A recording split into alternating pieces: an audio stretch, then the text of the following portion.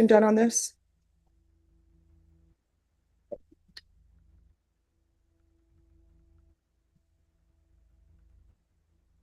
Can I have parties announced, please? Representative for the state of Texas. Denny Callahan, defense. And are you Vanessa Mirivete? Yes, ma'am. All right, you entered a plea to injury to the elderly. According to your plea bargain agreement, the state is silent on your application. And there's an affirmative finding of family violence, and this is run concurrent with a county court cause number. All right, are there any witnesses, defense? No, Your Honor. All right, the court will hear your argument. Your Honor, asked the court to take notice of the jail classification. Its weakness, of course, is that it's self-reported, but it corroborates to some degree what the MEC evaluation says. In the past, she's had mental illness problems, and less so now. And the number 2 point, Your Honor, is that the complainant in this case, in both cases, misdemeanor, your court, not interested in hurting this woman. She filed on prosecution, but there was a damage made by glass broken up against her eyes, so there was damage. She's remorseful for that. Her plan is to live with a 35-year-old friend of hers that she's known for a couple of years. There's no more contact between the boyfriend and the complainant, who is the boyfriend's grandmother. That's finished, that's over. And she doesn't plan to return to that. I asked the court to consider deferred adjudication with some type of supervision regarding where she's going to live. Nothing further, Your Honor. All right, so let me understand this. So the facts of this case are that the elderly person was in an argument with her grandson. Is that correct? No, Your Honor, the other way. The It says, grandmother it was said the- she had been arguing with her grandson and the suspect got involved.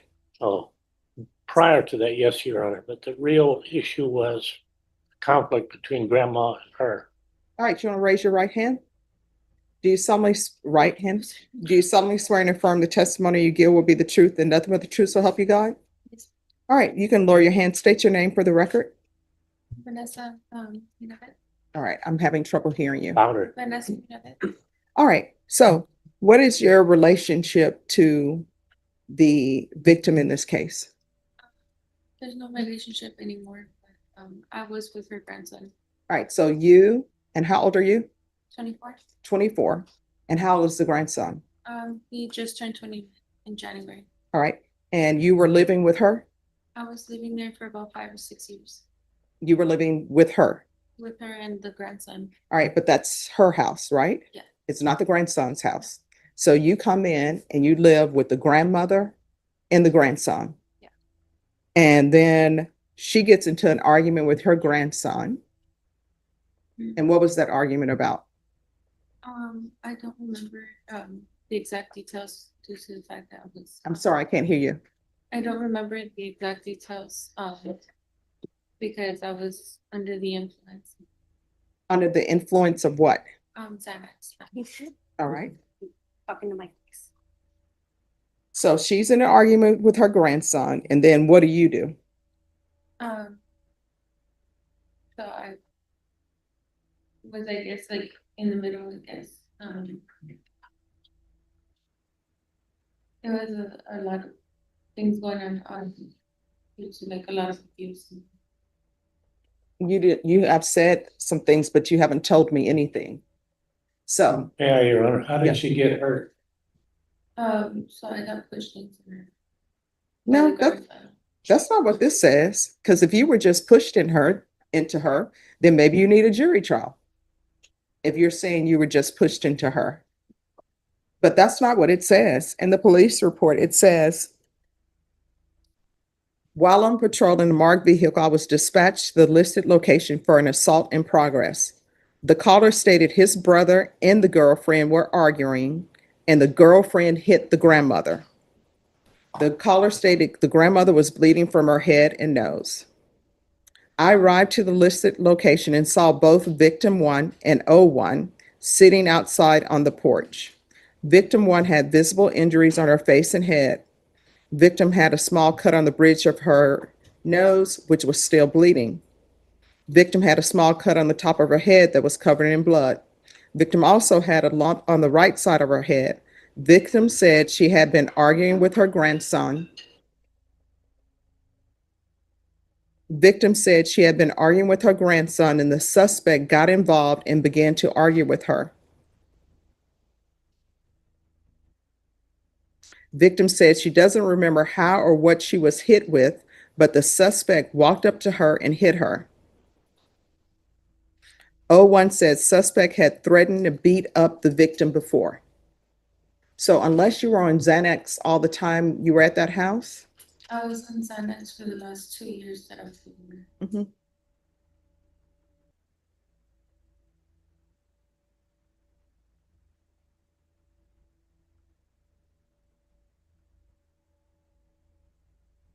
All right, is there anything else? Moment, please, Your Honor.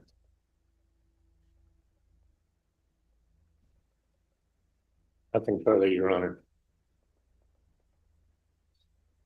So why were you not living with your parents? So, and, Sorry, I cannot hear you. so I'm from Wisconsin and moved at 5. You're from the what? From Wisconsin. Okay. And so I moved in with him and I was living with him basically for both of them because Did you have a job? no, How long have you been unemployed? since I got with her grandson And how long has that been? about 6 years ago, 5. So 6 years you have been unemployed. So why did you leave Wisconsin to hook your life to this person?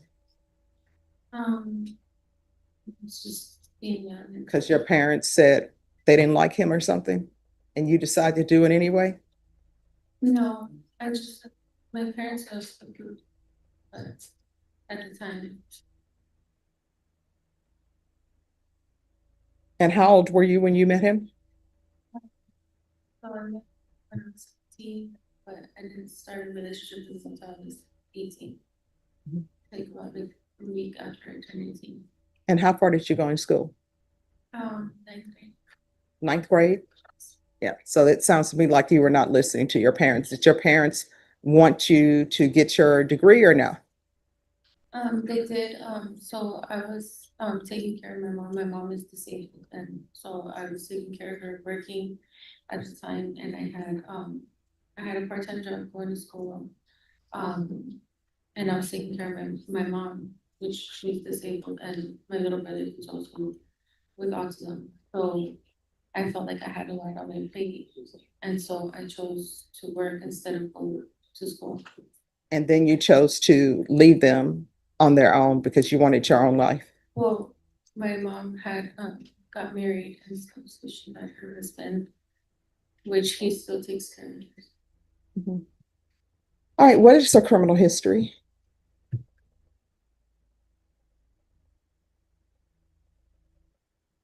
No, I don't believe.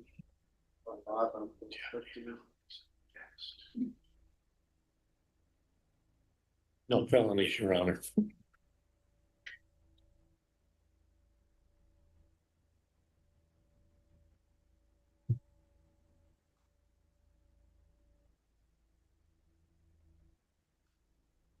So the only history she has are just the 2 cases that have been before Your Honor, which is this injured elderly and then the concurrent misdemeanor. Violation of protective order? Yeah. And is that with the same person? Yes, It's with the same person, yes, Your Honor. And when did that occur? That occurred about a month after this took place. So she had Your a, Honor, brief summary of those facts if you'd like. well, what date was the violation of protective order, the offense date? December 17, 2024. This happened November 27th. All right. So you want to tell me about this violation of protective order? So I never like been in trouble before, so I didn't, realize like whenever, I didn't know how the law worked basically. Well, I mean, if somebody tells you, if you receive an order saying that you can't contact somebody, that's how the law works. The order says you can't contact them. Yeah. So continue. So I had went to, pack my stuff and so I was getting ready to leave and I guess the grandson had got mad. That I was getting ready to leave because I was wanting to leave him too. Um, I was with him for 6 years, on and off abusive relationship. So, because I didn't really have family here in San Antonio, it was harder for me to like just walk away from the relationship. All right. And what is this case about? The violation of protective order? So essentially, the same victim in this injured elderly case had concerns that there were other people in the house she doesn't aware of. So she calls 911, police respond, she lets them into the house and they find this defendant hiding in the closet of her boyfriend's room. And she's removed from the. All right. So obviously you knew there was a protective order because otherwise you wouldn't be hiding in the closet. Well, I was forced into the closet. The grandson had threatened me into going into the closet. The story you're telling me makes absolutely no sense. You have a protective order that you're not supposed to be there. You go there anyway. And now you're saying that you were hiding in the closet because the boyfriend told you to hide in the closet. Well, he was very abusive. He had weapons and things like that, so I was very afraid of him. My family could testify to the abuse as well. They had called the police on him multiple times before all this occurred. And when they called the police on him before, what did you do? Did you do an affidavit of non-prosecution or say, my family is not telling the truth? So they never gave me like the option or like explain that to me how the affidavits work. Or No, anything I like mean, that. it's either you said yes or no, because times have changed. When the police are called out for an abusive situation, your attorney will tell you somebody's getting arrested. Yeah, so Now, after the he would fact, get arrested and his sister would bail him out within like a few hours. So he would be home immediately after being arrested. So even when he had a protective order, the first time he got arrested, he was still back and he was still because the protective order, the house you were staying in, that's not your house. That's his grandmother's house. You all are adults just decided to impose yourself on his grandmother. You're there, you don't have a job, and you're just living off the grandmother. No, And now, still from my family. no, you told me that you hadn't worked in 5 years or 6 years.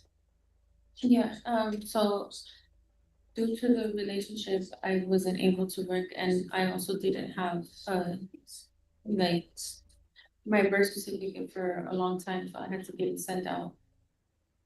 Here's the thing. I don't even know if you understand what you're saying to me. You keep changing your story. You told me you didn't have employment, that you hadn't worked for 5 to 6 years. And then now you're telling me, no, I wasn't just living off the grandmother. I had my own money. No, you didn't. You hadn't been working. I mean, you're saying, but you're telling me completely different stories. And now you're telling me that you have a 35-year-old that you're going to live with. Who is this 35-year-old? It's a friend of mine. Who? I don't know how to explain it. It's a friend of mine. What's the name? Jennifer. Jennifer what? Ramos. And where did you meet her? So me and her know each other through mutual friends, and then we met. I don't know. I guess like in the neighborhood and stuff. I'm sorry, met what? In the neighborhood, I guess, or So you're just meeting people in the neighborhood and now you're going to live with them? Does she have any children? What are their ages? 23. She has a 23-year-old, a 15-year-old. And then she has one that I think is like 10 years old. All right. So if I give you probation, I'm not allowing you to live in homes that have children in them. So, and do you know who all lives in that home other than her and the children? No, it's just them. Hmm? It's just them. Are you sure? Have you been to the house? Do you know she has a boyfriend? She doesn't have a boyfriend. All right, so when have you been to the house? So I was there once. I don't remember exactly when, like I said, I was like, Was that before or after the violation of protective order? that was before. All right. Counsel, I don't know if she would be a good candidate for probation. I really don't know. The remedy of sending to prison is a far worse remedy than trying to find a place for her to live, Your Honor. Well, I know the state is asking for the minimum.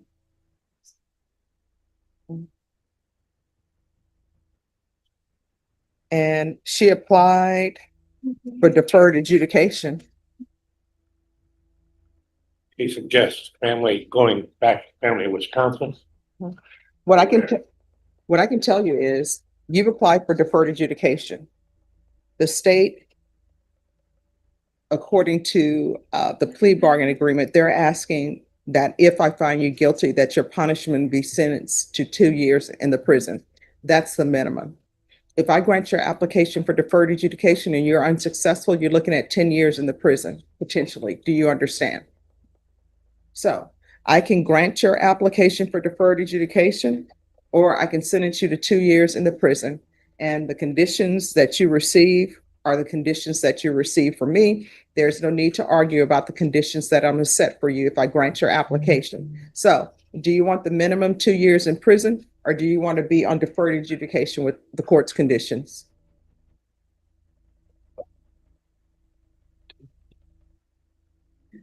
Are you sure? Because let me just tell you, you know yourself better than your attorney knows you, better than I know you. I know that you've been dishonest with me today, but your choices are, and you need to think long and hard about it. 2 years is the minimum. The range of punishment for this offense is anywhere from 2 to 10 years in prison. If I grant you deferred adjudication, if for some reason your deferred adjudication is revoked, you're looking at potentially 10 years in the prison and up to a $10,000 fine. So you know whether or not you can complete this successfully or not. Part of being on probation is you are not allowed to use drugs, period. There's no marijuana, there's no Xanax, none of that. And I'm not going to allow you to reside in any home with children. You're an adult. You need to get your own place. You need to stop depending on other people. Do you understand? So, do you want the 2 years in the prison, or do you want deferred adjudication?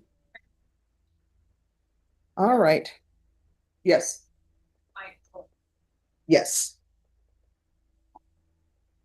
All right. This is what the court will do. The court is going to sentence you to 8 years deferred adjudication. There's a $1,500 fine. Time and money will run concurrently. Oh, I'm sorry, state. Oh, you're right. Thank you. State your excuse. I appreciate that. So there's a $1,500 fine probated.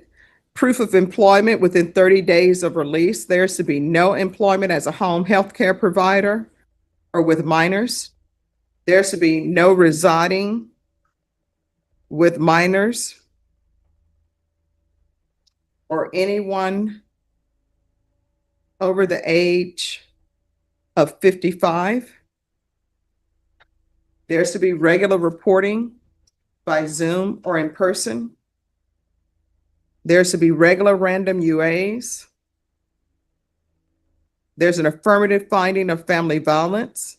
There's to be no contact with Carmen Rivas or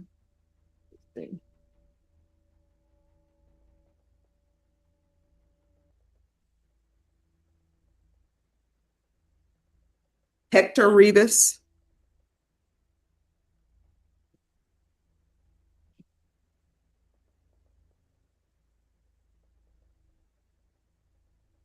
This is to run concurrent with 2025 CC 003873. Can I see the Mickey evaluation again, please? Thank you.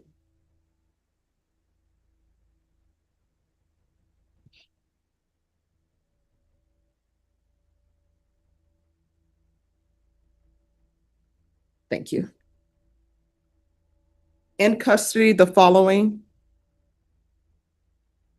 a referral to felony drug court and a TAP evaluation, If not accepted in felony drug court, follow all TEP recommendations.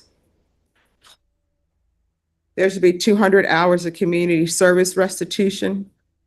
100 of those hours will be deemed satisfied. You're going to obtain your GED. Do you understand? And the other 100 hours will be deemed satisfied if she obtains some type of trade school certificate or higher level of education. Do you have any children? No, All right, and you're saying you're thinking about a transfer to Wisconsin? yes. Which county? I'm not sure the exact county, but it's in Milwaukee. All right, let me see what Google tells us.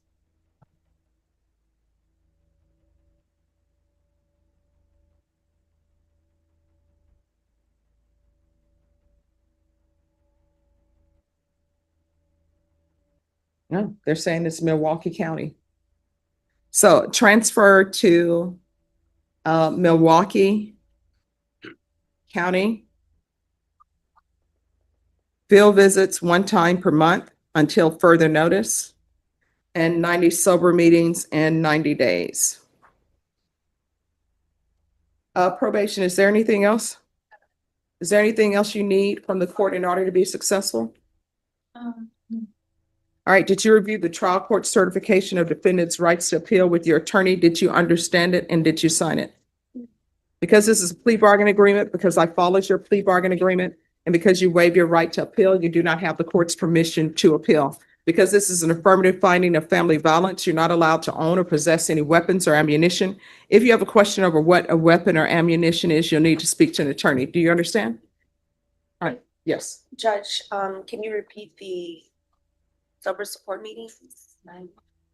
90, Okay, and anger management possibly?